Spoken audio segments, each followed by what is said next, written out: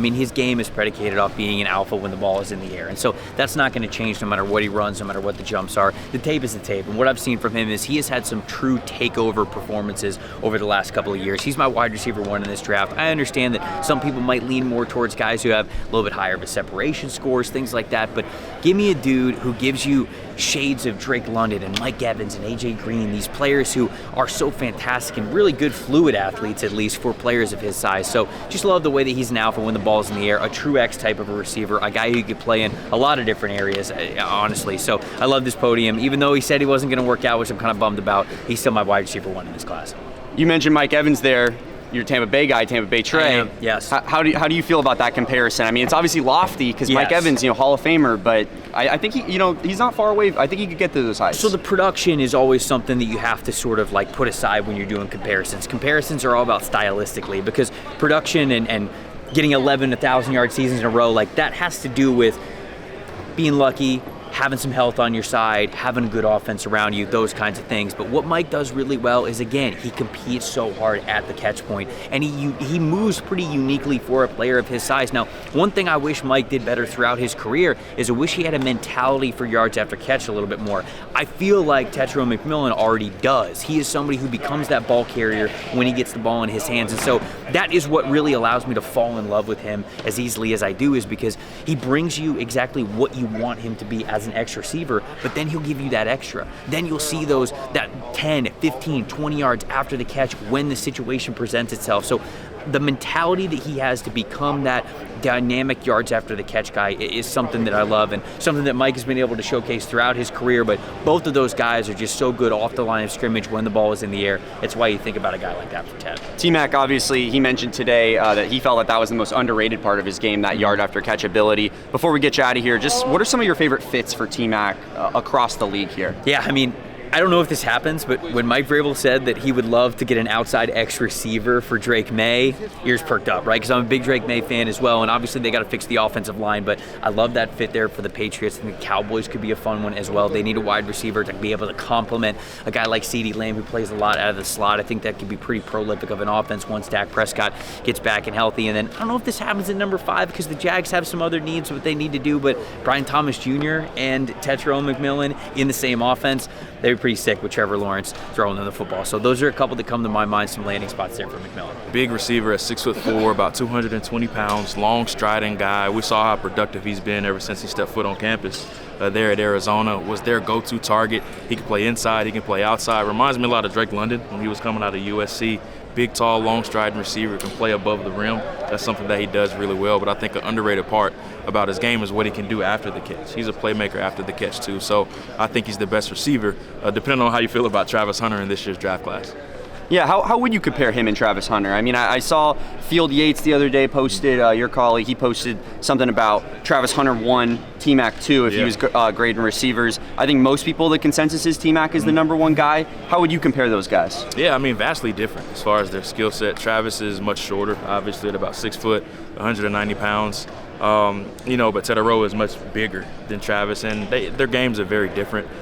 He isn't as fluid of an athlete as what Travis is, but I definitely think there's some areas of his game that he does better as far as going up and getting the ball, has really strong hands, has good speed. I would love to have seen his speed here. That was the big question mark about him, so that's something that he'll have to answer at his pro day. Absolutely. And just real quick, get you out of here on this. What are some of your favorite fits for T-Mac going into this draft? What teams do you see, hey, I think that would be really good for his career and just kind of the pairing with that quarterback? Yeah, there's 3 that really come to mind for me. The first one is New England at number 4 overall. We know they have a huge need for a wide receiver, especially for Drake May with him being the franchise quarterback. The New York Jets at number 7 overall. Pairing somebody like that with Garrett Wilson, I think would really help him. And then I think a very underrated fit is the Cowboys at number 12 overall, getting them a number 2 receiver opposite of CeeDee Lamb. I think he could thrive there.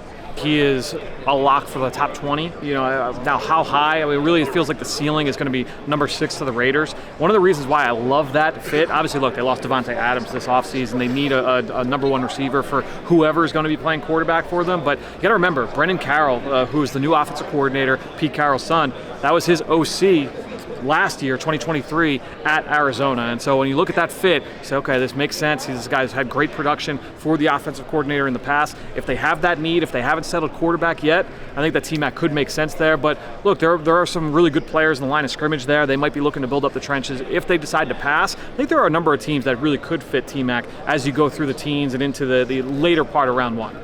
Yeah, that's some great insight there about Brennan Carroll. But you mentioned the ceiling being 6. You don't think Patriots at 4 is much of a possibility, I guess? I think the Patriots are probably leaning more towards line of scrimmage. That would be my guess, just based off conversations I've had here, understanding how those team builders worked out there. I think that they're probably looking either O-line or D-line with that picker. If that means Abdul Carter fell to them, or if it was a Will Campbell type of situation. I've heard Mason Graham there as well. And so those would be the players I think that they'd be leaning on. I think with Vrabel, he wants to be able to build inside out with that organization, just starting from scratch. What are some of your favorite fits for T-Mac, just across, looking in that top 20 range? Yeah, I think when you're looking, you want a team obviously that's got that need for a perimeter player on the outside. And so I think when you're looking at his abilities at the catch point, he's a better route runner, I think, than given credit for. That was a question for me coming into the season, but I think he made some strides there, that ability to set defenders up. But look, we got to let free agency play out and see, like if Cincinnati lets T. Higgins go, let's say if he walks, T-Mac makes sense there in Cincinnati, right, to kind of step into that void. And so I think when you look at it, we'll see how things play out from a wide receiver standpoint in free agency. But when you have a guy that's 6'4", 210 pounds, who never puts the ball on the ground and has, he's not a great athlete. He's not going to run here in Indianapolis, but I think that he's got enough athleticism to be able to go outside and win one-on-one. Most teams are going to sign up for that. So I'm interested to see where he ends up. We'll get you out of here on this. A lot of draft comparisons for T-Mac, Drake London, Mike Evans, just kind of bigger guys. Yeah. They're very physical. What do you think about those, and do you have any personal comps yourself? I struggle with the Evans one because Evans, when he was at A&M, he was so explosive vertically down the field and did so much work down the field catching those passes from Johnny Manziel. I did like the London one a little bit more. I actually like him a little bit more than I like Drake London coming out of USC. But the one where I landed on was Cortland Sutton. And Sutton, he was a second-round pick coming out of SMU, as obviously has turned into a pretty good player for the Denver Broncos. And I do think that that's probably the quality of player you're looking at with T-Mac. I don't know that he's going to be the level of Mike Evans receiver, and so that's probably why taking him in the top 10 might be a little rich for a lot of teams, but I do think he's going to be a really good, if he's a top end number 2 or a low end number 1, kind of the way Sutton is, and there's a lot of value in that player, and so that's why I do think he still ends up going in the top 20.